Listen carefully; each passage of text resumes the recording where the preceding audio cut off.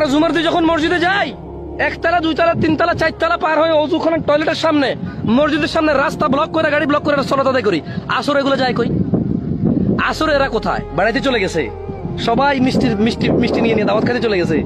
ওকে, তো আমার এলাকার গুলো ওই এলাকায় দাওয়াত খেতে গেছে, ওই এলাকা থেকে তো কেউ না কেউ আসছে দাওয়াত খেতে আমার এলাকায়। তো এরা আসর নামাজ আসার পরে কেন রাস্তায় মানুষ হয় না? কেন মসজিদে দুতলা ফুল হয় না? কেন তিনতলা ফুল হয় না? টয়লেটের সামনে মানুষ কেন আসে না? কেন মানুষ প্রয়োজন বোধ করে না যে মসজিদটা তিনতলার বদলে 6 তলা হওয়া উচিত? বিকজ তিনতলা ফুল হওয়ার পরে টয়লেটের সামনে নামাজ পড়তে হয়, রাস্তায় নামাজ পড়তে হয়। কেন এটা হয় না?